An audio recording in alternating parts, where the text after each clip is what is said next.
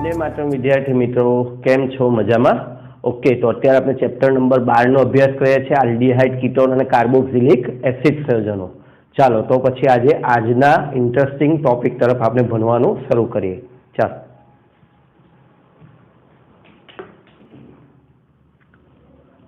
Okay मित्रों, तो हवे रिडक्शन पछी ऑक्सिडेशन ने समझीए। चालो ऑक्सिडेशननी बाबतमां अहींया एक खास नोंधपात्र बाबत ए छे कि आल्डिहाइड संयोजनो तेमनी ऑक्सिडेशन प्रक्रियामां कीटोन संयोजनोथी अलग पड़े छे। એટલે અત્યાર સુધી આપણે જેટલી પણ પ્રક્રિયાઓ જોઈ એ બધામાં શું હતું કે આલ્ડિહાઇડ અને કીટોન લગભગ સરખી રીતે જ પ્રક્રિયા કરે, કારણ કે બંનેમાં C ડબલ બનો કાર્બોનિલ સમૂહ સમાન રીતે કાર્ય કરે। પણ ઓક્સિડેશન એક એવી પ્રક્રિયા છે જેમાં આલ્ડિહાઇડ અને કીટોન કેટલીક બાબતોમાં अलग પડે છે। तो एवी बे बाबतों છે જે મહત્વની છે, ખૂબ જ મહત્વની છે। मैं अहींया ચોપડીના ક્રમમાં થોડો ફેરફાર કરીને એને લખી છે। સૌપ્રથમ આલ્ડિહાઇડની વાત કરીએ तो आल्डिहाइड संयोजनो सामान्य ऑक्सिडेशन करता जेवा के KHNO3, KMNO4, K2Cr7 आ बधा वडे तो ऑक्सिडेशन पामे ज छे, बराबर। आ तो नॉर्मल है, पण खास सौथी महत्वनुं जे रेड अक्षरमां लख्युं छे ते खास महत्वनुं छे। ए मंद ऑक्सिडेशन करता जेवा के टॉलेंस प्रक्रियक जे आपणे आगळ भणीशुं AgNH3+ के फेलिंग प्रक्रियक वडे पण ऑक्सिडेशन पामे छे। आ बाबत जे मित्रों मोस्ट इम्पोर्टंट, बराबर। मंद ऑक्सिडेशन करता आल्डिहाइड संयोजनो मंद ऑक्सिडेशन करता जेवा के टॉलेंस प्रक्रियक अने फेलिंग प्रक्रियक वडे पण ऑक्सिडेशन पामे छे। आ बे प्रक्रियकनी प्रक्रियाओ अमने आपणे आना पछी भणीशुं, बराबर। ज्यारे कीटोन, आ लाइन कहेવાનો अर्थ है कि कीटोन संयोजनो मंद ऑक्सिडेशन करता वडे ऑक्सिडेशन पामता नथी, बराबर। आ ध्यान राखो। એટલે कीटोन टॉलेंस प्रक्रियक के फेलिंग प्रक्रियक कीटोनનું ऑक्सिडेशन કરી શકતા નથી, આલ્ડિહાઇડનું જ ऑक्सिडेशन કરે છે। આ તફાવત નંબર 1। ઓકે, જ્યારે कीटोन ઉગ્ર પરિસ્થિતિમાં એટલે કે પ્રબળ પ્રક્રિયા परिस्थितिमां प्रबल ऑक्सिडेशन करता जोईए ने KMNO4, K2Cr7 ए पण एसिडिक माध्यम, बेसिक माध्यम अने ऊंचा तापमाने ऑक्सिडेशन पामे छे। सामान्य परिस्थितिमां कीटोन ऑक्सिडेशन पामता नथी, एने उग्र परिस्थितिनी जरूर पड़े छे। ज्यारे आ आपमेळे पण ऑक्सिडेशन स्वयं सामान्य तापमाने पण ऑक्सिडेशन पामे छे, जेनुं बेस्ट उदाहरण छे ग्लूकोज। आपणे जे फळो छे एने खुल्ला राखीए तो एमां ग्लूकोज होय, बराबर। हवे धीमे धीमे धीमे समय जता तमे जोशो छो के एनो रंग बदलाय अने स्वाद पण खाटो थाय, तो एनुं कारण शुं होय? एमां आल्डिहाइड छे, ग्लूकोज एक आल्डिहाइड छे।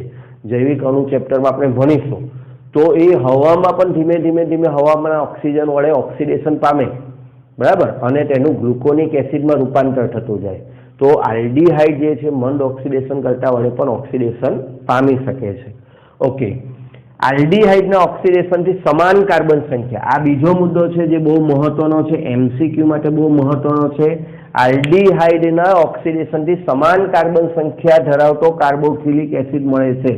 आल्डिहाइड समान कार्बन संख्यावाळो कार्बोक्सिलिक एसिड, बराबर। ज्यारे कीटोनना ऑक्सिडेशनमां कार्बन कार्बन बंध तूटे छे, कार्बन कार्बन बंध तूटे छे, हमने आपणे समजीए। कीटोनमां कार्बन कार्बन बंध तूटे एटले बे भाग थई जाय, એટલે આપણને કાર્બોક્સિલિક એસિડ એક કરતા વધારે નિપજનું મિશ્રણ મળે। કોઈ એક એસિડ નહીં મળે, એક કરતા વધારે એસિડનું મિશ્રણ મળે। અહીંયા ઉદાહરણમાં આપણે સમજીએ છીએ, બરાબર, જેમાં કાર્બન પરમાણુની સંખ્યા જનક કીટોન સંયોજનના કાર્બન પરમાણુ કરતાં ઓછી હોય। ટુકડા થઈ જાય એટલે મૂળ કાર્બન કરતાં તો મળતા એસિડમાં સંખ્યા કેવી રહેવાની? ઓછી જ રહેવાની। ઓકે, હવે આ થિયરીને આપણે થોડાક ઉદાહરણોથી ભણીએ। ચાલો, સૌપ્રથમ આલ્ડિહાઇડના ઓક્સિડેશનનો વિચાર કરીએ તો RCHO ऑक्सिडेशन करिए, आमांथी गमे ते लई शकीए। HNO3, KMNO4, K2Cr7 Tollens प्रक्रियक, Fehling प्रक्रियक कई पण लई शकीए, बराबर। तो एनुं रूपांतर थशे RCOOH, बराबर। एने एक बे एक्जाम्पल आपे, दाखला के एसिटाल्डिहाइड ने KMNO4 साथे प्रक्रिया करीए तो एनुं रूपांतर थई जाय एसिटिक एसिडमां। बेन्जाल्डिहाइड लईए अने एने K2Cr7/H2SO4 साथे प्रक्रिया करीए तो एनुं रूपांतर थई जाय बेन्जोइक एसिड में। अत्यारे मित्रों आपने टॉलेंस प्रक्रियक और फेलिंग प्रक्रियक उदाहरण अहींया एटले नथी लेता कि एनी थियरी आपणे आना पछी भणवानी ज छे, એટલે अमने आपणे आ उदाहरण लीधा। ओके, हवे खास वात आवी कीटोननी। कीटोनमां मित्रों खास ध्यान राखवा जेवुं छे, એટલે दरेक जण अहींया काळजी राखे। चालो, અહીંયા જે કાર્બનની સંખ્યા નંબર આપ્યા છે નંબર પર ખાસ ધ્યાન રાખવાનું છે. પહેલા નંબરનો કાર્બન, બીજા નંબરનો કાર્બન અને ત્રીજા નંબરનો કાર્બન. બરાબર, આ 3 કાર્બનને બરાબર ધ્યાનમાં રાખજો. હવે પહેલું વિખંડન, પહેલી નિપજ જે આપણે બનાવવાની છે અહીંયા કે C1C2 બંધ તૂટે, C1C2 બંધ તૂટો આ, તો કયા એસિડ બને એ એસિડ આપણને પણ બનાવતા એક્ઝામમાં આવડવા જોઈએ.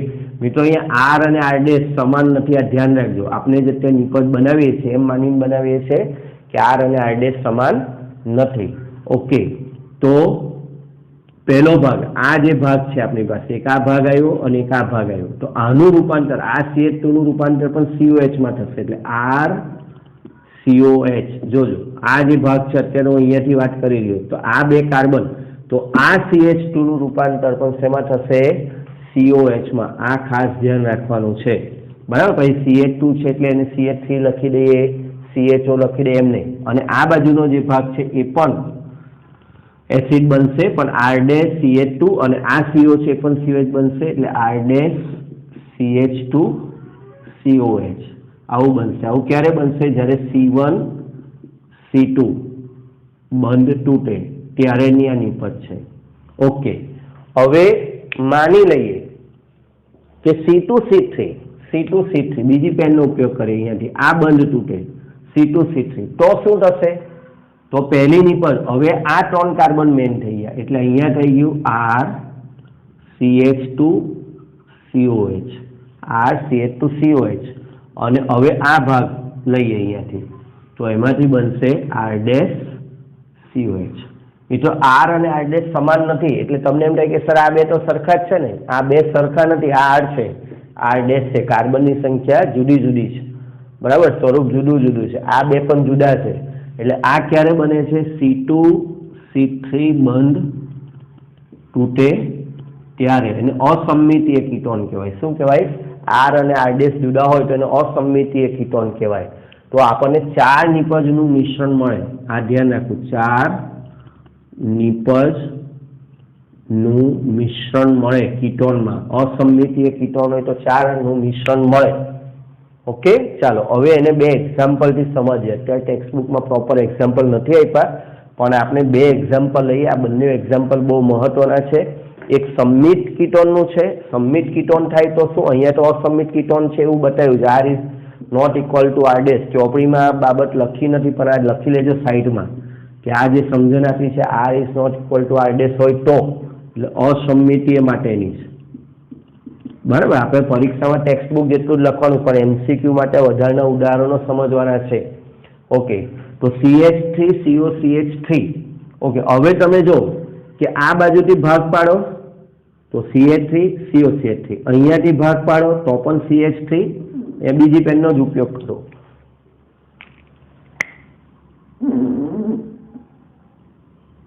ઓકે, તો પણ આ બાજુથી CH3 COCH3 રહેશે. એટલે કે આ સમમિતીય કીટોન છે, ગમે તે બાજુથી ભાગ પાડો, બંને તરફથી જવાબ કેવા રહેશે? સરખા જ રહેશે. એટલે આમાં 4 નિપજ નહીં મળે, 2 જ નિપજ મળશે. દાખલા તરીકે પહેલો CH3, તો પહેલા CH3 આપણે કાંથી ભાગ પાડીએ? ચાલો, ઓકે, આ રેડથી ભાગ પાડીએ. કાંથી ભાગ પાડીએ? આપણે રેડથી ભાગ પાડીએ. તો આ પહેલાનું મળશે HCOH વત્તા CH3COH. આનો જવાબ આવશે. ઓકે, HCOH વત્તા CH3COH. પહેલા આ જવાબ આવશે. પણ મિત્રો એક વધારાની નોંધ ખાસ, બરાબર, આ જે પ્રબળ પ્રક્રિયા પરિસ્થિતિ છે ને, પ્રબળ પ્રક્રિયા પરિસ્થિતિ K2Cr2O7, એની હાજરીમાં આ જે HCOH છે તે CO2 વત્તા H2O માં કન્વર્ટ થશે. આ ધ્યાન રાખવું. આ વધારાની નોંધ છે. HCOH જ્યારે પણ બને તો એનો અંતિમ જવાબ HCOH નથી રહેતો, એ બની જાય છે CO2 વત્તા H2O. એટલે આપણો અંતિમ જવાબ આવો હશે. HCOH આપણે અહીંયા બનાવીશું. પહેલા 1 કાર્બન વાળો એસિડ HCOH, 2 કાર્બન વાળો એસિડ CH3COH. પણ આ પ્રક્રિયા પરિસ્થિતિ બહુ પ્રબળ છે. K2Cr2O7/H2SO4 પ્રબળ ઓક્સિડેશન કરતા. એવા સંજોગોમાં આ HCOH શેમાં રૂપાંતર પામી જાય છે? CO2 વત્તા H2O. એટલે આનો ફાઇનલ જવાબ આવશે CH3COH CO2 વત્તા H2O. જો તમારે આવો MCQ આવ્યો તો આ જવાબ એનો ફાઇનલ ગણાશે. ओके चलो हवे अहींया असममितीय कीटोन बराबर ध्यानथी समजवानुं छे मित्रों। भाग 1 चलो पहला अहींयाथी भाग पाडीए बराबर अने ए भाग कहीए। कयो भाग कहीए? ए भाग कहीए तो शुं जवाब मळशे आपणने? एने कहीए ए छेदन। ए थी आपणे भाग पाडीए तो अहींया बनशे HCOH ओके वत्ता आ बाजुनो आखो भाग बनशे CH3 CH2 CH2 COH CH3 CH2 CH2 COH बराबर। आ बनी जशे CO2 वत्ता H2O पण हमणां मारे तमने एक नियम समजावो छे એટલા માટે હું આને SCOH हमणां रवा दઉં છું बराबर। हवे धारो के बी छेदन एटले के एम मानी लईए के आ बाजू नहीं आ बाजुथी भाग थाय बी तरफथी आ बाजुथी बे टुकड़ा पड्या तो हवे आ बाजुथी बे टुकड़ा पड्या तो आम भाग पड़शे बराबर। तो हवे एनो जवाब शुं आवशे? पहला आपणे आ रीते भाग हतो रेड पेननो इंडिकेट कर्यो એટલે खबर पड़े। चलो तो आ बे मांथी शुं बनशे? हवे आ भाग छे आटलो तो CH3CO मांथी शुं जवाब लखशो? ओके CH3CO मांथी जवाब आवशे CH3 अहींया तमारुं बी छेदन એટલે बी थी बे भाग पाडीए तो CH3COH वत्ता हवे आ बाजू केटला कार्बन छे? 1 2 અને 3 એટલે 3 कार्बन वाळो हशे CH3 CH2 COH। मित्रों कार्बन वधी न जाए ए खास ध्यान राखवानुं। कुल आपणा केटला कार्बन छे? 1 2 3 4 5 तो आपणे निपोजोमां पण कुल 5 रहेवा जोईए। अहींया 1 1 + 4 बराबर आ 1 + 4 અને બીજો 2 + 3 तो 1 + 4 वाळो भाग पड्यो અને 2 + 3 वाळो એટલે ભૂલથી કાર્બન વધી ઘટી ન જાય એ ધ્યાન રાખવું। હવે આ 4 નિપજ બની ગઈ ચોપડી પ્રમાણે આપણે 4 નિપજ બનાવવાની છે। HCOH ને CO2 + O2 પણ કરી નાખીએ કે ભાઈ HCOH છે એની જગ્યાએ અંતિમ CO2 + H2O લખવાનું। ચાલો એ પણ કરી દીધું। પણ આ બેમાંથી કઈ નિપજ મુખ્ય રહેશે? કયા ભાગ પડશે? કઈ નિપજનું પ્રમાણ વધુ રહેશે એ અત્યારે નવી NCERT બુકમાં આપ્યું નથી। એટલે કે આ બેનું મિશ્રણ વધારે પ્રમાણમાં મળશે કે આ બેનું મિશ્રણ વધારે પ્રમાણમાં મળશે એ અત્યારે નવી ટેક્સ્ટબુકમાં નિયમ આપ્યો નથી મિત્રો। પણ MCQ માટે ખાસ મહત્વનો છે। જૂની ટેક્સ્ટબુકમાં એ નિયમ ખૂબ જ કામનો હતો તો અત્યારે આપણે જી નીટના સંદર્ભમાં એને લખી લઈએ। એને કહેવાય છે પોપોફનો નિયમ। શેનો નિયમ? નામ સાંભળીને બી તમને થોડીક નવાઈ લાગશે કે સર શું બોલી ગયા? પોપોફ। શું બોલ્યો? પોપોફ। ફરીથી એકવાર બોલવાની મજા આવે એવું છે। તમે પણ 2 વાર એમ થાય કે બોલીએ। પોપોફનો નિયમ કોના માટે છે? असम्मितीय कीटोन। असम्मितीय कीटोનમાં શું નિપજ મળશે? આ પહેલું મિશ્રણ મુખ્ય હશે કે બીજું મિશ્રણ મુખ્ય હશે એનું શું હશે તે આપણે કયા નિયમથી જાણવા મળે છે? પોપોફના નિયમથી। તો પોપોફનો નિયમ સમજી લઈએ। હવે NCERT બુકમાં નથી એટલે જી નીટની નોંધ તરીકે લખીશું असम्मितीय कीटोનમાં कीटो समूह मुख्यत्वे नाना आल्काइल समूह साथे रहे ते निपज मुख्य होय छे। असम्मितीय कीटोનમાં कीटो समूह कोनी साथे रहेवो जोईए? आटલું याद राखो कीटो समूह नाना आल्काइल समूह साथे रहेवो जोईए। पोपॉफनो नियम એટલે આટલું कीटो समूह नाना आल्काइल समूह साथे। कीटो समूह नाना आल्काइल समूह साथे। पोपॉफनो नियम શું છે? कीटो समूह नाना आल्काइल समूह साथे। હવે જો आ बाजू जरा आपने ए छेदन कर्યું ए छेदन तो CO समूह कोनी साथे हतो? आ मोटा आल्काइल साथे हतो। અને જ્યારે बी तरफથી छेदन कर्યું ત્યારે CO कोनी साथे हतो? नाना आल्काइल समूह साथे। फरीથી જ્યારે ए छेदन कर्યું અહીંયાથી આપણે ભાગ પાડ્યા तो CO कोनी साथे छे? आ मोटा आल्काइल समूह साथे। જ્યારે बी छेदन कर्યું तो CO कोनी साथे छे? नाना आल्काइल समूह साथे। तो पोपॉफना नियम मुजब जे बी छेदनथी निपज मळी आ जे निपज मळी ते आपणी मुख्य निपज मिश्रण हशे। मुख्य निपज मिश्रण એટલે આ ધ્યાન રાખજો MCQ માટે બરાબર। તમારે તો ચોપડી પ્રમાણે આટલું બધું નથી લખવાનું। ચોપડીમાં તો બહુ ઓછું આપ્યું છે આ અને ખાલી આની જ ચર્ચા કરી છે। વાંધો નહીં ટેક્સ્ટબુક પ્રમાણે જ થિયરી પરીક્ષામાં પૂછાય ત્યારે લખવાની। પણ આ બધા વધારાના ઉદાહરણો MCQ માટે તમારે ખાસ લખવા પડશે। ગુજકેટ જી નીટ માટે આ ઉદાહરણોનું ખાસ ધ્યાન રાખવું। ઓકે લખી લો। ओके मित्रों, तो हवे ऑक्सिडेशन प्रक्रिया ने आपने बराबर समझी गया है। हवे एमां आपने जे तफावत जोयो ते तफावतने आगळ लई जाए कि भाई मंद ऑक्सिडेशन करता वडे आल्डिहाइडनुं ऑक्सिडेशन। आपने एक तफावतनी वात करी कि मंद ऑक्सिडेशन करता वडे मात्र आल्डिहाइडनुं ज ऑक्सिडेशन थई शके छे, कीटोननुं नहीं। खास एवा बे प्रक्रियक जाणीता छे। टॉलेंस प्रक्रियक जेने द्वारा जे कसोटी करवामां आवे छे एने टॉलेंस कसोटी कहेवामां आवे छे, અને બીજી છે ફેલિંગ પ્રક્રિયા દ્વારા જે પ્રક્રિયા કરવામાં આવે છે એને ફેલિંગ કસોટી કહેવામાં આવે છે। ઓકે મિત્રો, તો આ જે બંને પ્રશ્ન છે એ વેરી મોસ્ટ ઇમ્પોર્ટન્ટ થિયરીમાં, વેરી મોસ્ટ ઇમ્પોર્ટન્ટ 2 માર્ક્સ અને થિયરી માટે બંને પ્રશ્નો બરાબર, આપણ અને આપણ બરાબર। થિયરીમાં પૂછવાની શક્યતા બહુ જ વધારે છે, બહુ નાના પ્રશ્ન છે, સિમ્પલ છે। ओके, आल्डिहाइड संयोजन ताजा बनावेला एमोनियमय सिल्वर नाइट्रेट द्रावण साथे जेने टॉलेंसनो प्रक्रिया कहे छे गरम करवामां आवे तो सिल्वर धातु मुक्त थवाने कारणे चळकतुं रजत दर्पण बनावे छे।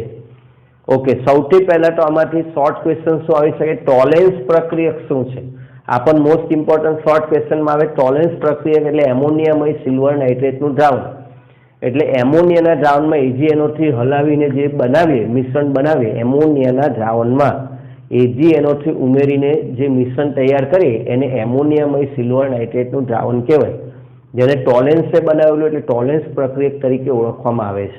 ઓકે, એનું જો આપણે સૂત્રની વાત કરીએ કે ભાઈ એ જે મિશ્રણ તૈયાર છે એક સંકીર્ણ સંયોજન બને છે, એ સંકીર્ણ સંયોજનનું સૂત્ર બને છે AgNH3 ટ્વાઇસ પ્લસ આવો ધન આયન બને છે જેને ટોલેન્સ પ્રક્રિયા કહેવામાં આવે છે બરાબર। ને ગરમ કરતા આની સાથે આને ગરમ કરીએ આપણે તો સિલ્વર ધાતુ, આ જે સિલ્વર ધાતુ છે એક નિપજ તરીકે મુક્ત થાય છે। આ જે સિલ્વર ધાતુ છે અહીંયા એ અત્યારે સંકીર્ણ સંયોજનમાં છે પણ એ સંપૂર્ણપણે છૂટી પડી જાય। હવે આ જે સિલ્વર ધાતુ છૂટી પડે છે એ સિલ્વર ધાતુ જે પાત્ર છે, જે પાત્રની અંદર તમે કસોટી કરી રહ્યા, જેમ કે કાચનું બીકર છે કે કાચની ટેસ્ટ ટ્યુબ છે, તો એની અંદરની સપાટી પર જમા થઈ જાય, કાચની અંદરની સપાટી પર જમા થઈને ચળકતું રજત દર્પણ બનાવે છે, એટલે અરીસો બનાવે। અરીસો એટલે શું મિત્રો, કાચ અને અરીસામાં શું ફેર, કાચની બીજી બાજુ તમે કંઈક આવરણ લગાડી દો તો એ શું બની જાય, અરીસો બની જાય। તો અહીંયા જે ચાંદીનું આવરણ કાચની પાછળની બાજુ બને છે એના કારણે આખી ટેસ્ટ ટ્યુબ કે બીકર એ અરીસો બની જાય, તમે એની અંદર તમારું પ્રતિબિંબ પણ જોઈ શકો। એટલે આ જે કસોટી છે એનું બીજું નામ છે રજત દર્પણ કસોટી। રજત દર્પણ કસોટી આ રીતે પણ એક્ઝામમાં આવી શકે બરાબર। અને જો આવું ચળકતું રજત દર્પણ બને તો આલ્ડિહાઇડ હાજર, આલ્ડિહાઇડ અને કીટોનની પરખ આ તમે પ્રેક્ટિકલમાં પણ 12મા ધોરણમાં કરશો। આલ્ડિહાઇડ છે કે કીટોન છે, જ્યારે આવું પૂછે ત્યારે આ કસોટી કરવાથી જો રજત દર્પણ ઉત્પન્ન થાય તો એ આલ્ડિહાઇડ છે, નો ઉત્પન્ન થાય તો એ કીટોન છે એમ કહેવાય। અહીંયા આલ્ડિહાઇડ સંયોજનો છે અનુવર્તી કાર્બોક્સિલેટ આયનમાં રૂપાંતર પામે છે। આ જે RCHO છે તેનું રૂપાંતર થાય છે RCO-। મિત્રો ગોખવાની જરૂર નથી, જે અહીંયા લખીએ છે એ જ આપણે કરતા જઈએ। Ag મુક્ત થાય છે સૌપ્રથમ, પછી RCHO છે એનું રૂપાંતર શેમાં થાય છે, RCO-। કાર્બોક્સિલેટ ઋણાયન આને કહેવામાં આવે છે, એમાં એનું ઓક્સિડેશન થાય। આ પ્રક્રિયા આલ્કલાઇન માધ્યમમાં થાય એટલે OH- આયનોની હાજરીમાં આ પ્રક્રિયા થાય છે। ઓકે, હવે અંતિમ બે નિપજો શું છે તો એક આ જે NH3 છે તે NH3 સ્વરૂપે છૂટો પડે છે બરાબર, એમોનિયા છે એ એમોનિયા સ્વરૂપે છૂટો પડે છે, અને બાકી જે કંઈ વધે અહીંયાથી બરાબર, જેમ કે આ OH નો O છે તે O, બાકી રહેલો O ને H એ ભેગા થઈને H2O બનાવે છે। તો કેવી રીતે સમીકરણ યાદ રાખવું, પહેલા RCHO ટોલેન્સનો પ્રક્રિયક, આલ્કલાઇન માધ્યમ એટલે OH- ઘણાના સમીકરણ અઘરું પડે છે પણ થિયરી સમજાય તો અઘરું નથી। RCHO ટોલેન્સ પ્રક્રિયક, OH- આલ્કલાઇન માધ્યમ। હવે RCHO માંથી બને RCO-, આના બે ભાગ પાડી દેવાના, Ag વત્તા NH3, પછી બેલેન્સ આપણે પછી કરીએ। ઓકે, અને અહીંયા OH- એમાંથી અંતે બને છે H2O બરાબર। આપણે જરાક એને રેડ બતાવીએ તો તમને વધારે ખ્યાલ આવે કે ભાઈ OH- છે એનું રૂપાંતર શેમાં થયું તો કે H2O માં થયું। ઓકે, હવે આને બેલેન્સ કરવાનું। જો મિત્રો તમે જાતે બેલેન્સ કરવા જશો ને તો બહુ વાર લાગશે, પણ આની એક બહુ સરસ ટ્રીક છે જેનાથી તમને પરીક્ષામાં ફટાફટ બેલેન્સ થઈ જશે. આના માટે યાદ રાખવાનું 1 2 3. શું યાદ રાખવાનું? 1 2 3. 1 આની આગળ 2 મોલ અને આની આગળ 3 મોલ. 1 2 3. હવે તમે એને બેલેન્સ કરી દો 2 Ag એટલે અહીંયા 2 Ag. ઓકે, 2 ને 2 4 NH3 એટલે 4 NH3. ઓકે, હવે અહીંયા 3 OH છે. હવે આને બેલેન્સ કરવાનું છે ખાસ તમારે ધ્યાનમાં રાખીને. 3 O છે પણ એમાંથી એક O જે છે ને તે અહીંયા ઉમેરાઈ ગયો છે. જો આ એક O આવી ગયો એટલે હવે 3 OH માંથી 2 રહ્યા છે એટલે અહીંયા જે છે 2 O રહ્યા અને બાકીના H બેલેન્સ કરીએ તો 2H2O આવી તર આવે. ઓકે, ફરીથી યાદ રાખવા માટે 1 2 3. શું યાદ રાખવાનું? 1 એટલે લખવાની જરૂર નથી. 2 3. આ 2 પરથી 2 Ag 4 NH3 3 OH માઇનસ છે તો 3 OH માઇનસ માંથી H2O 3 નથી બનતા, 2 જ બને છે. એવું ધ્યાન કેવી રીતે રાખશો કે એક O જે છે આને મળ્યો એટલે 8 CO માઇનસ થયો. ઓકે, અને એક H અહીંયાથી ગયો એટલે 3 ને 4 H થયા એટલે 2 H2 અહીંયા છૂટા પડ્યા. ઓકે, સમીકરણ યાદ રહી ગયું. હવે મિત્રો આની ખાસ નોંધ છે, યાદ રાખજો. એરોમેટિક આલ્ડીહાઇડ આ કસોટી દર્શાવે છે. અત્યારે ચોપડીમાં નથી પણ આ નોંધ ધ્યાન રાખજો. ટોલેન્સ કસોટી એરોમેટિક આલ્ડીહાઇડ એટલે કે બેન્ઝાલ્ડીહાઇડ પણ દર્શાવે છે. MCQમાં આનો ખૂબ ઉપયોગ કરવામાં આવે છે. બેન્ઝાલ્ડીહાઇડ દર્શાવે છે, એરોમેટિક આલ્ડીહાઇડ ટોલેન્સ કસોટી દર્શાવે છે. ઓકે, હવે એના જેવી બીજી કસોટી છે ફેલિંગ કસોટી. ફેલિંગ કસોટીમાં ફેલિંગ પ્રક્રિયક બનાવવો પડે છે જે 2 દ્રાવણોનો બનેલો હોય છે. એક ફેલિંગનું દ્રાવણ A અને બીજું ફેલિંગનું દ્રાવણ B. ફેલિંગનું દ્રાવણ A એટલે જલીય CuSO4 કોપર સલ્ફેટ અને ફેલિંગ દ્રાવણ B એટલે સોડિયમ પોટેશિયમ ટાર્ટ્રેટ જેને રોસેલનો ક્ષાર કહે છે. પહેલાં તો આ બંને પોતે જ શોર્ટ ક્વેશ્ચનમાં મોસ્ટ ઇમ્પોર્ટન્ટ છે. એક માર્કના તમને શોર્ટ ક્વેશ્ચન અથવા તો હવે MCQ આવવાના છે તો નીચે પૈકી કયું ફેલિંગ દ્રાવણ A છે, કયું ફેલિંગ દ્રાવણ B છે એ તો યાદ રહી જાય છે, જલીય CuSO4, પણ B સોડિયમ પોટેશિયમ ટાર્ટ્રેટ અથવા તમને પૂછાય રોસેલ ક્ષાર શું છે તો તમને યાદ રહેવું જોઈએ. આનું સૂત્ર મેં તમને અહીંયા લખીને આપ્યું છે, સોડિયમ પોટેશિયમ ટાર્ટ્રેટનું કદાચ બદલીને પૂછે તો આ રીતે આપણે એનું સૂત્ર CHOH આ બાજુ COK આ સૂત્ર એનું છે. ઓકે, કસોટી કઈ રીતે કરવામાં આવે છે? કસોટી કરતા પહેલા આ 2 દ્રાવણ A અને દ્રાવણ B ને સમાન જથ્થામાં મિશ્ર કરી દેવામાં આવે છે. સમાન જથ્થામાં મિશ્ર કરીને ત્યારબાદ એને આલ્ડીહાઇડ સંયોજનો સાથે ગરમ કરવામાં આવે. ગરમ કરતા હવે જેમ અહીંયા રજત દર્પણ, ચળકતું રજત દર્પણ ઉત્પન્ન થયું એવી રીતે અહીંયા કસોટીમાં ક્યુપ્રસ ઓક્સાઇડ, બરાબર, નામ યાદ રાખજો, કોપર ઓક્સાઇડ નથી મિત્રો, ક્યુપ્રસ ઓક્સાઇડ. અત્યારે ચોપડીમાં લખ્યું નથી પણ MCQમાં ખાસ પૂછાય છે એટલા માટે મેં અહીંયા ઉમેર્યું છે. ક્યુપ્રસ ઓક્સાઇડના લાલાશ પડતા કથ્થાઈ રંગના અવક્ષેપ ઉત્પન્ન થાય જેને કારણે ખબર પડે કે આલ્ડીહાઇડ હાજર છે. શેના લાલાશ પડતા કથ્થાઈ રંગના? ક્યુપ્રસ ઓક્સાઇડના લાલાશ પડતા કથ્થાઈ રંગના. કોના કથ્થાઈ રંગના લાલાશ પડતા? ક્યુપ્રસ ઓક્સાઇડના લાલાશ પડતા કથ્થાઈ રંગના અવક્ષેપ ઉત્પન્ન થાય છે. અહીંયા પણ આલ્ડીહાઇડનું રૂપાંતર કાર્બોક્સિલેટ આયનમાં થાય છે. જેવું આમાં થાય છે એવું આમાં થાય છે. એટલે હવે આના સમીકરણને સમજીએ તો RCHO છે એનું રૂપાંતર તો RCOO માઇનસમાં થાય છે, બરાબર. પછી આ જે Cu+2 છે એ અમને અહીં આપણે કીધું તેમ ઉપર પ્રમાણે એનું રૂપાંતર થાય છે Cu2O માં થાય છે, બરાબર ને. હવે OH માઇનસનું રૂપાંતર થાય છે H2O માં. બહુ સિમ્પલ છે, તમે આવું વિચારશો તો સમીકરણ તમને યાદ રહેશે.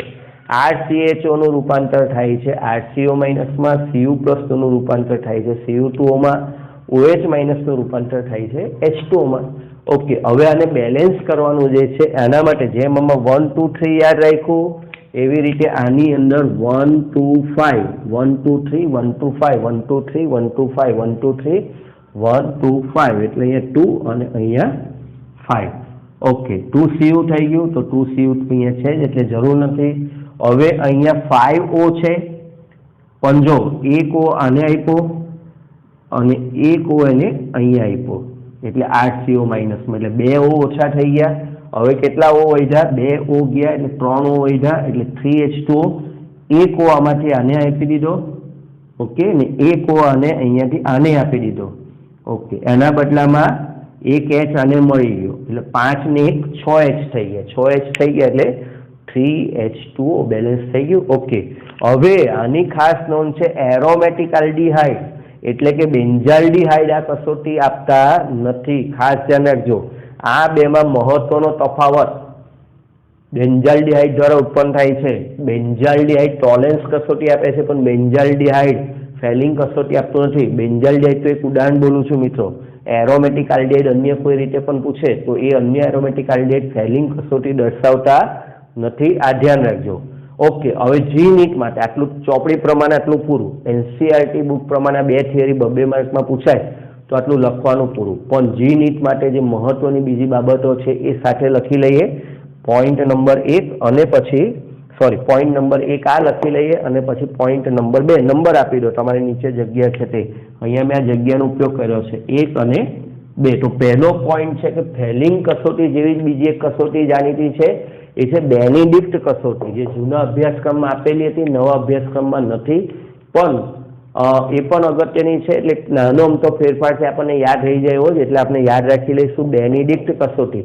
તો આ કસોટી ફેલિંગ કસોટી જેવી જ છે, પરંતુ ટાર્ટ્રેટ આયનને બદલે સાઇટ્રેટ આયનનો ઉપયોગ થાય. જે અહીંયા આપણે ટાર્ટ્રેટ લખીએ છીએ, સોડિયમ પોટેશિયમ ટાર્ટ્રેટ, એની જગ્યાએ અહીંયા સોડિયમ પોટેશિયમ સાઇટ્રેટ આયનનો ઉપયોગ થાય છે. બાકી બધું જ એની અંદર ફેલિંગ કસોટી જેવું હોય છે. એટલે બેનિડિક્ટ દ્રાવણ કોઈ પૂછે તો જલીય CuSO4 અને સોડિયમ પોટેશિયમ સાઇટ્રેટ એવું કહેવાય.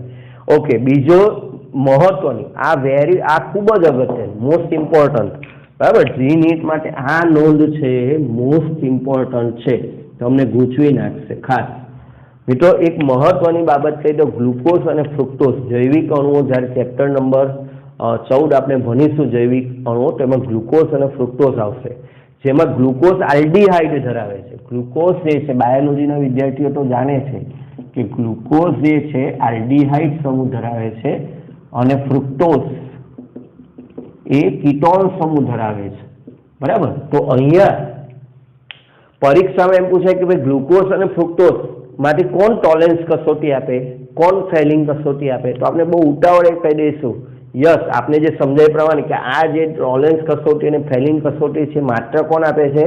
આલ્ડીહાઇડ જ આપે છે, કીટોન આપતા નથી. એટલે આપણે શું કહીશું કે ગ્લુકોઝ આ બંને કસોટી આપશે, પણ ફ્રુક્ટોઝ આ કસોટી દર્શાવશે નહીં.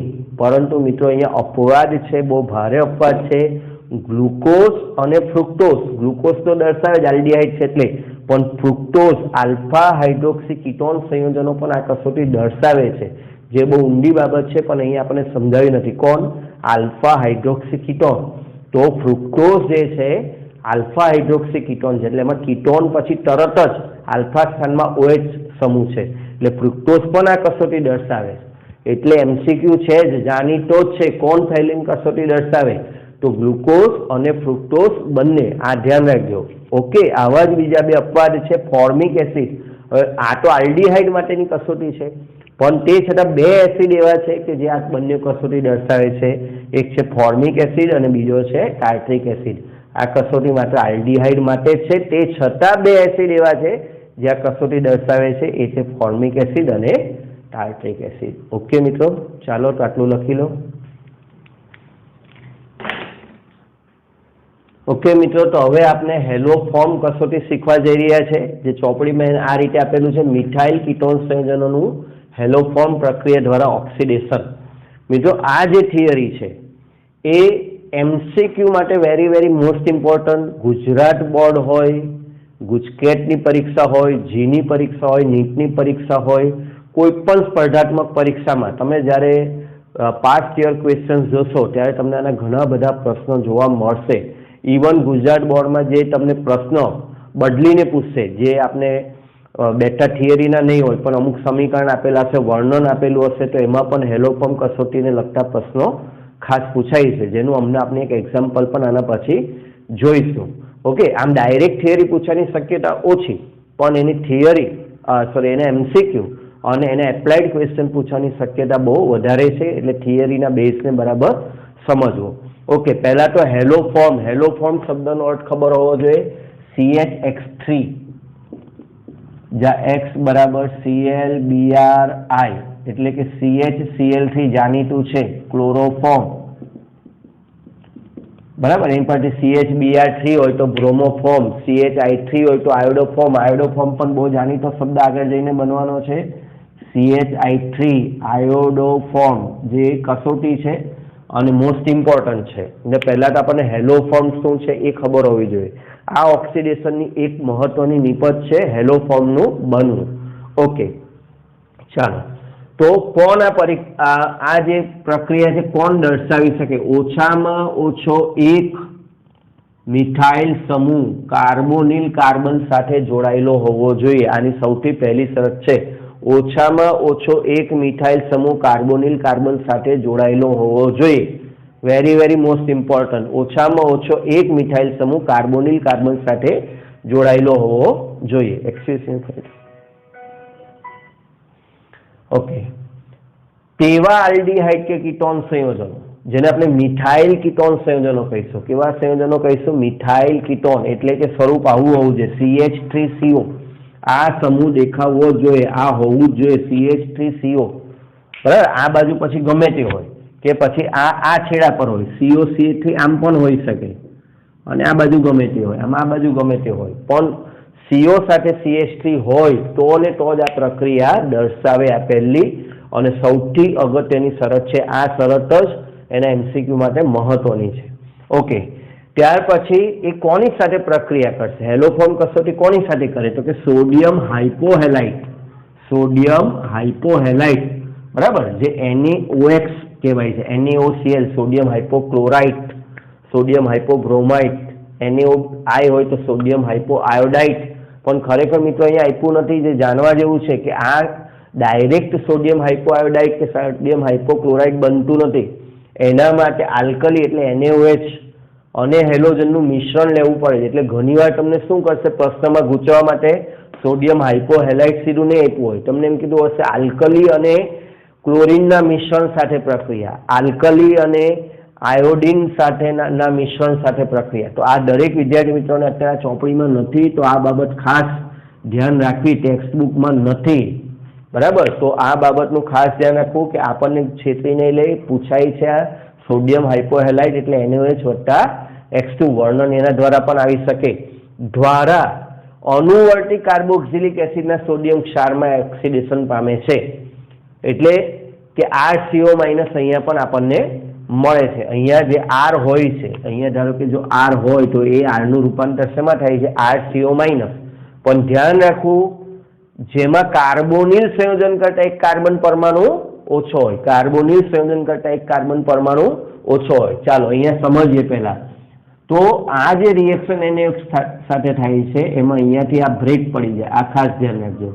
આ જે ભાગ છે એનું રૂપાંતર થાય RCO-. ઓકે, વત્તા આ જે ભાગ છે એનું રૂપાંતર થાય CH3.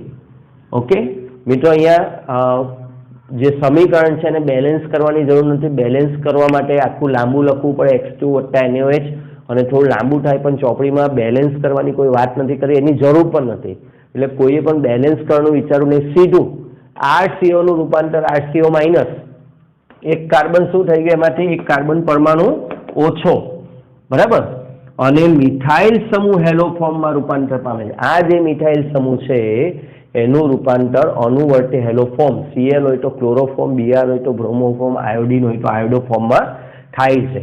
અને આ પ્રકારનું ઓક્સિડેશન જો કોઈ દ્વિબંધ રહેલો હોય સંયોજનમાં બીજી કોઈ જગ્યાએ, તો એને ઓક્સિડેશનની અસર થતી નથી.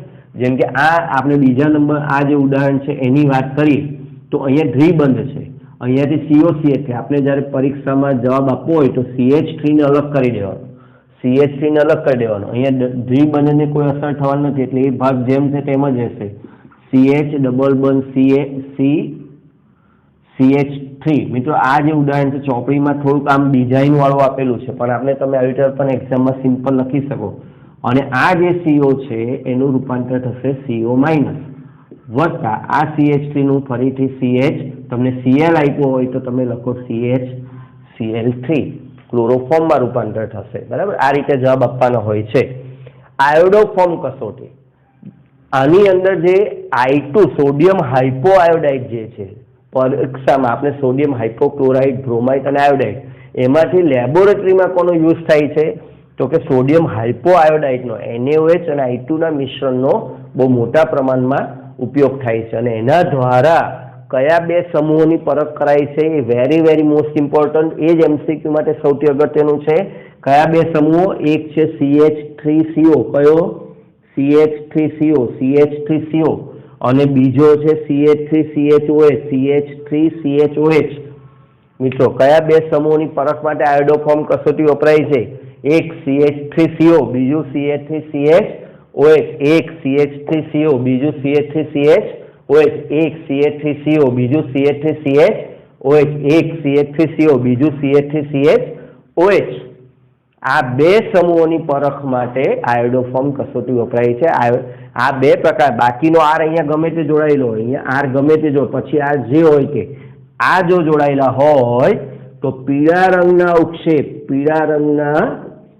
અવક્ષેપ મળે છે. બરાબર, જે પણ ચોપડીમાં આપ્યું નથી, આયોડોફોર્મ કસોટી કરતા પીળા રંગના અવક્ષેપ મળે છે. ઓકે, તો અહીંયા બે ઉદાહરણ આપ્યા છે ચોપડી પ્રમાણે, તો એ તો આપણે લખી જ નાખવાના થિયરીમાં. થોડાક વધારાના ઉદાહરણો સમજીએ એટલે કોન્સેપ્ટ આપણે એકદમ ક્લિયર થઈ જાય. ઓકે, CH3CHO શું જવાબ બનાવશો? ઓકે, તો પહેલા આપણે કયું સ્વરૂપ લાવી દેવાનું? RCO વાળું સ્વરૂપ લાવી દેવાનું. એટલે CH3COH આવું થઈ ગયું. ઓકે, આ રીતે થઈ ગયું. હવે એમાંથી કોને છૂટો પાડી દેવાનો? મિથાઇલને છૂટો પાડવાનો. એટલે મિથાઇલ ભલે આમ હોય તો આમથી છૂટો પાડો. આ CH3 નો જવાબ એ Cl છે એટલે CH Cl3 વત્તા આ HCO છે એનો જવાબ બનશે HCOO માઇનસ, અથવા Na છે તો તમે એનો ક્ષાર બનાવી શકો SCONA. આ Na છે એની સાથે જોડાઈ જાય, SCONA બનો, અથવા તો RCO માઇનસ બનાવો તો પણ ચાલે. ઓકે, ચાલો અહીંયા શું જવાબ લખશો? ઓકે, અહીંયા તો સરળતાથી આ CH3 છૂટો પડી ગયો, તો આનો જવાબ આવશે CH3COO માઇનસ. એને લખો તો બી ચાલે. અને અહીંયા તમારો થશે CH, અહીંયા શું છે? Br, તો CH Br3. ઓકે, ચાલો હવે આ રીતે આલ્કોહોલ આપી દઈએ. આલ્કોહોલની પરખ માટે પણ તો ફરીથી અહીંયાથી CH3 ને છૂટો પાડી દો. ઓકે, CH3 અહીંયા આ જે ભાગ છે CH3, બરાબર, CHOH આ જે ભાગ છે એ CH3CO માઇનસમાં રૂપાંતર પામશે, વત્તા આ જે ભાગ છે એ CH અહીંયા I આપ્યો છે તો CHI3. મિત્રો આ રીતે પણ લખેલું આપણે I2 વત્તા NaOH. શું આપી શકે? I2 વત્તા NaOH આવું પણ લખેલું આપી શકે. ઓકે, ચાલો પછી આની વાત કરીએ. હવે અહીંયા CH3 છૂટો પાડો. CO પછીનો CH3 હોવો જોઈએ. CO અથવા CHOH પછીનો CH3 હોવો જોઈએ. બરાબર, શું અહીંયા CO પછી CH3 છે બાજુમાં? કોઈ જગ્યાએ CH3 છે નહીં. આ તો CH2CH3 છે, આ CH2CH3 છે. CO ની પછી CH3 છે જ નહીં. માટે હેલોફોર્મ કસોટી ન દર્શાવે, અથવા એને ચોપડીની ભાષામાં કહીશું ઋણાત્મક, આવું આવશે, ઋણાત્મક આપે, નેગેટિવ આપે, નેગેટિવ. પ્રેક્ટિકલની ભાષામાં કહીશું તો આવું આપશે, હેલોફોર્મ કસોટી ઋણાત્મક આપે. આ બધા હેલોફોર્મ કસોટી, આ બધાની વાત કરીએ તો હેલોફોર્મ કસોટી ધનાત્મક આપે, આવું લખેલું આપશે. ધનાત્મક આપે એટલે પોઝિટિવ આપે, પોઝિટિવ એને કહેવાય ધનાત્મક. ઓકે, એટલે ત્યાં હેલોફોર્મ બને છે, ઋણાત્મક આપે એટલે કસોટી થતી નથી. એટલે સમજી જવાનું કે આ બે સમૂહ એની અંદર હાજર નથી. ઓકે, ચાલો અહીંયા આ સંયોજન હેલોફોર્મ કસોટી આપશે કે નહીં આપે? ફરીથી જોઈ જાઓ. અહીંયા H ને નીચે ઉતારો, ડબલ બનો. CO ની બાજુમાં કોઈ CH3 છે? CO ની બાજુમાં CH3 કે CH3CHOH નથી. આ તો CH2CH3 છે. એટલે આ પણ હેલોફોર્મ કસોટી ઋણાત્મક આપશે, ન આપે. બરાબર, તો આવા સંયોજનોને પણ આપણે ઓળખવા પડશે. ઓકે, આટલું લખી લો, પછી એના MCQ ની આપણે પ્રેક્ટિસ કરીએ.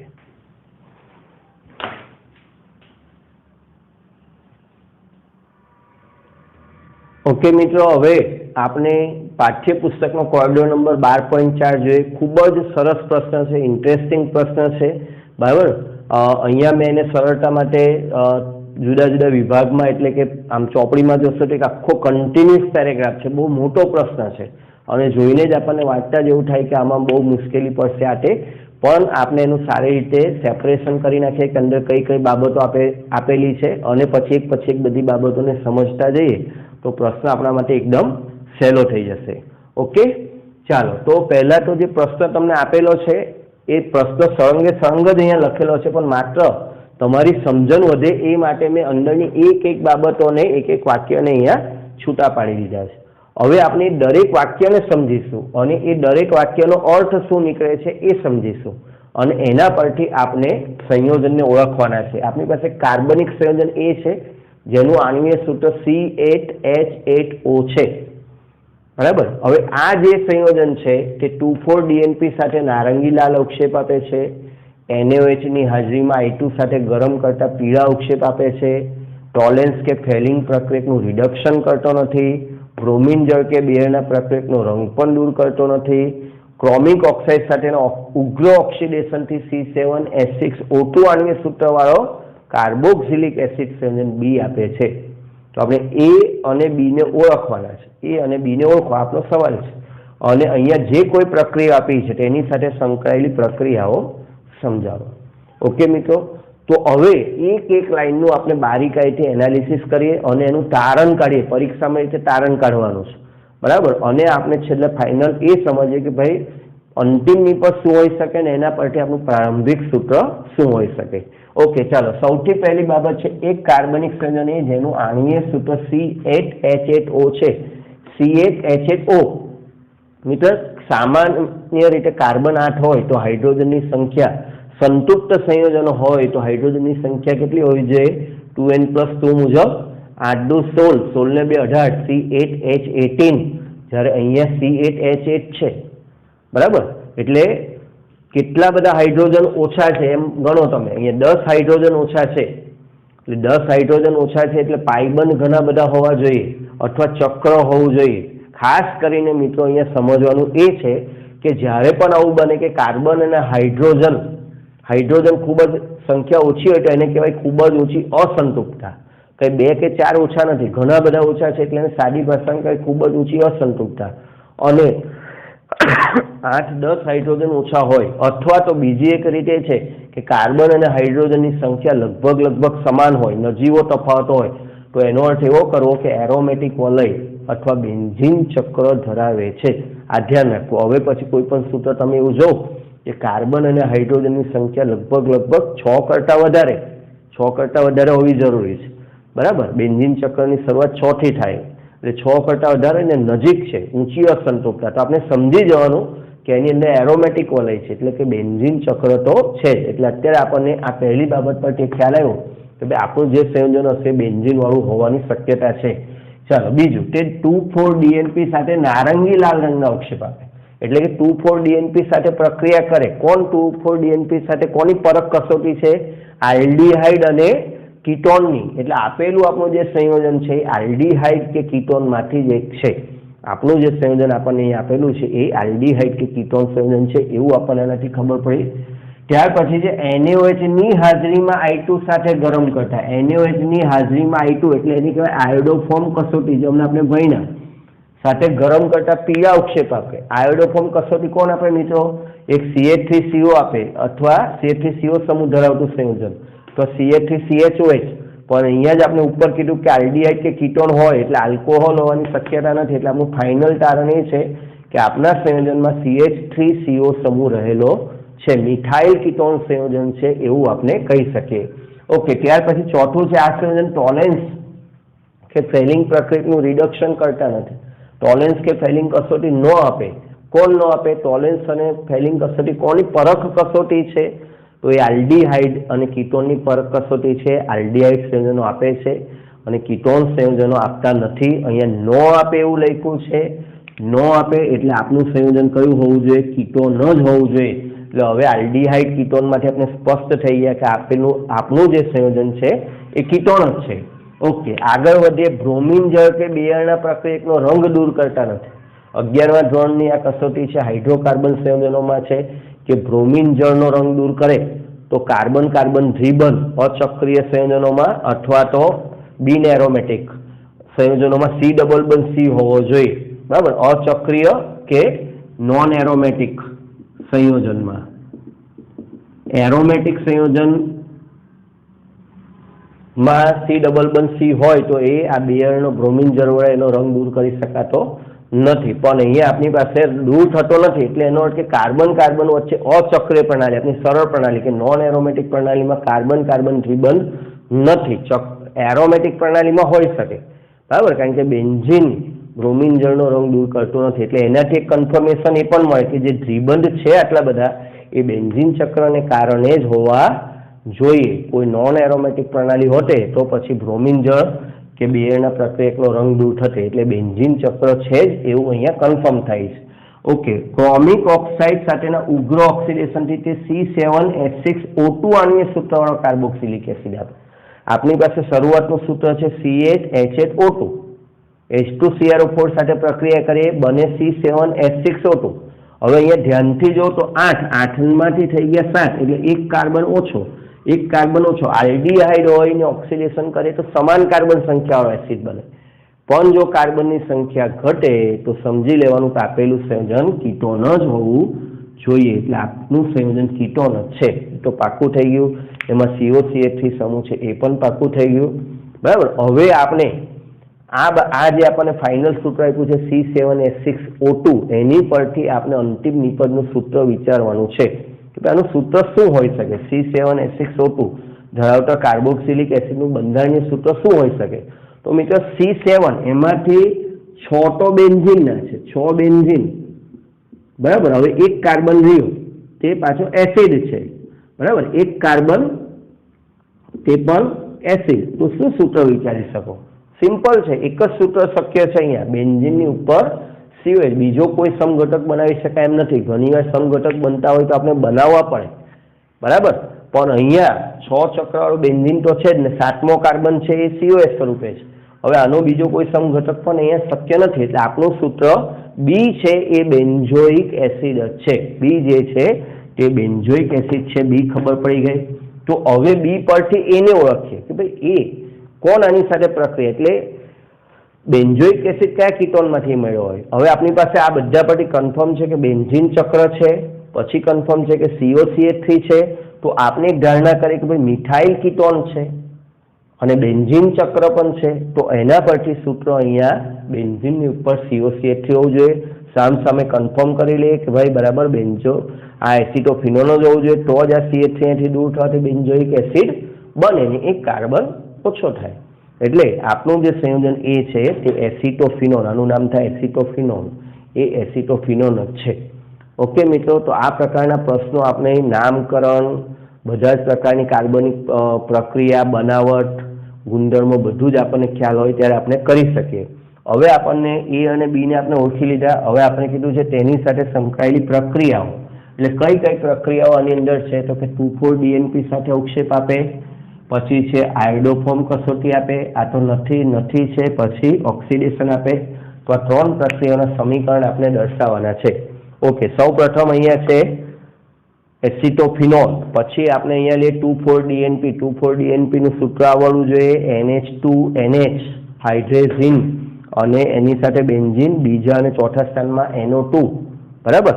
એટલે આ આપણું થઈ ગયું 2,4-DNP થઈ ગયું. હવે આપણે ખબર છે આગળ પણ ભણીને આવ્યા કે આ પ્રક્રિયામાં શું કરવાનું હોય, એમોનિયાના વ્યુત્પન્નોમાં અહીંયાથી H2 કાઢવાનો, અહીંયાથી O કાઢવાનો અને આ બંનેને જોડી દેવાના. તો જોડી દેવા હોય CH3 વચ્ચે નડે તો CH3 ને આપણે ઉપર લખી દઈએ, બરાબર, અને આ C અને આ N, આ C અને આ N વચ્ચે શું બનાવીએ? Double bond. ઓકે, બાકીનું જેમ છે તેમ લખી દઈએ એટલે પ્રક્રિયા થઈ જાય. ઓકે, પછી છે બીજા નંબર પર NaOH અને I2 સાથે આયોડોફોર્મ કસોટી. તો આયોડોફોર્મ કસોટીમાં શું થાય? આ જે મિથાઇલ સમૂહ હોય એનું રૂપાંતર થઈ જાય આયોડોફોર્મમાં. ઓકે, ને આ જે ભાગ છે એ કાર્બોક્સિલેટ આયન અથવા તો સોડિયમ ક્ષારમાં રૂપાંતર પામે, એટલે આ રીતે બને. અને છેલ્લું છે ક્રોમિક ઓક્સાઇડ સાથેનું ઓક્સિડેશન. તો એમાં આ CH3 સમૂહ રિમૂવ થઈ જાય, બેન્ઝોઇક એસિડ બને. આ CH3 સમૂહનું રૂપાંતર CO2 અને H2 માં થઈ જાય. ઓકે મિત્રો, તો આ પ્રશ્નને આપણે સારી રીતે સમજા. હજુ તમે એકાદ વાર રિપ્લે કરીને જો બરાબર સમજો, એટલે આવા પ્રશ્નો બીજા જ્યારે એક્ઝામમાં આવે, ખાસ કરી જી અને નીટમાં પણ આવા ચેન રિએક્શન ગુજરાત બોર્ડમાં 3 માર્કના પ્રશ્નમાં, 4 માર્કના પ્રશ્નમાં આવા ચેન રિએક્શન 5 માર્કમાં પણ આવી જાય તો તમને આવા શૃંખલા પ્રક્રિયા એક પછી એક બધું ઘણું બધું ઓળખવાનું હોય તો તમને ખબર પડવી જોઈએ. ઓકે,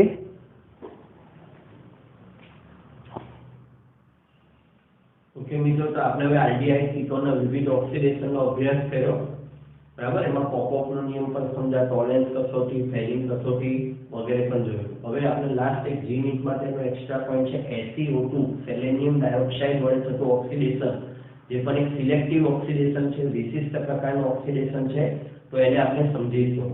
ઓકે, SiO2 વડે થતું જે ઓક્સિડેશન છે એમાં શું થાય છે? તો પહેલું છે C ડબલ બોન્ડ O ની બાજુમાં રહેલો જે CH3 સમૂહ છે એનું રૂપાંતર CHO માં કરી દે. CH3 જો રહેલો હોય તો એનું રૂપાંતર CHO માં કરી દે. અને જો C ડબલ બોન્ડ O ની બાજુમાં CH2 રહેલો હોય તો એનું રૂપાંતર કીટોનમાં કરી દે, બરાબર. હવે CH3 અને CH2 બંને હોય તો પહેલા CH2 નું રૂપાંતર CO માં કરવું, બરાબર. એક સાથે બે ઓપ્શન હોય, એક બાજુ CH2 છે, એક બાજુ CH3 છે, તો કોનું કરવું? તો પહેલા આ જે CH2 વચ્ચે જે CH2 સમૂહ છે એનું કીટોનમાં રૂપાંતર કરવું. ઓકે, આપણે કેટલાક ઉદાહરણો જોઈએ. ચાલો, CH3CHO, તો અહીંયા CO સમૂહ છે એની બાજુમાં CH3 છે, તો આનું રૂપાંતર એ C ડબલ બોન્ડ O માં કરી દેશે. C double bond O 2H જશે તો અહીંયા આપણને ઇથેન ડાયાલમાં રૂપાંતર થઈ ગયું, બરાબર. હવે આ બાજુ CH3 પણ છે, CH2 પણ છે, તો આ CH2 ને એ અસર કરશે તો અહીંયા CH3 CO તો હતું જ. ઓકે, અને એક આનું રૂપાંતર C ડબલ બોન્ડ O માં કરશે, CH3. ઓકે, તો ચક્રીય પ્રક્રિયા છે SiO2, તો આની બાજુમાં CH2 સમૂહ છે, બંને બાજુ છે, બેમાંથી કોઈ પણ એક તરફ એ રૂપાંતર કેમાં કરશે? ડબલ બોન્ડ O માં કરી દેશે. ઓકે, 1 મોલ SiO2 લઈએ, 1 ઇક્વિવેલેન્ટ, બરાબર. તો એ અહીંયા રૂપાંતર C ડબલ બોન્ડ O માં કરશે. તો આ રીતેના જવાબ આપી શકાય. ઓકે, લખી લો.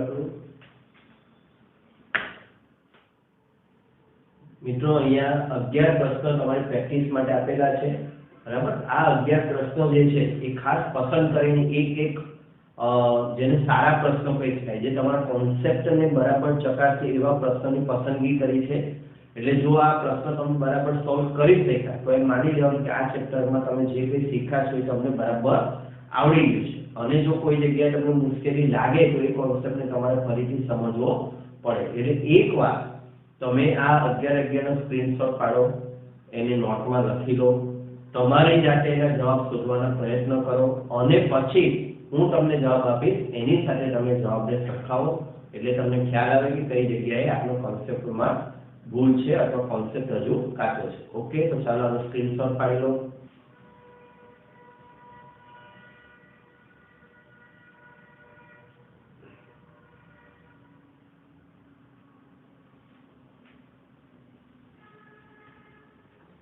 ઓકે મિત્રો, સ્ક્રીનશોટ પાડી લીધો હશે. હવે પોઝ કરીને નોટમાં લખીને આના જવાબો તમારી જાતે ટ્રાય કરો, અત્યારે ટ્રાય કરો, બરાબર. અથવા તો રીડિંગ કરીને પછી પ્રોપર રીડિંગ કરીને ટ્રાય કરજો, અને પછી આગળના ભાગમાં હું જે સોલ્યુશન આપું છું એ જોજો. ડાયરેક્ટ સોલ્યુશન જોઈ લેશો તો આજે મહેનત કરી છે એનો કોઈ અર્થ રહેશે નહીં, અને તમે ભ્રમમાં રહેશો કે ભાઈ આ મને બધું આવડે છે, પણ ખરેખર તો તમે જાતે પ્રેક્ટિસ કરી હોય ને આવડું હોય તો સાચું ગણાય. ઓકે, ચાલો, એટલે તમે તમારી જાતે પહેલા સોલ્વ કરો.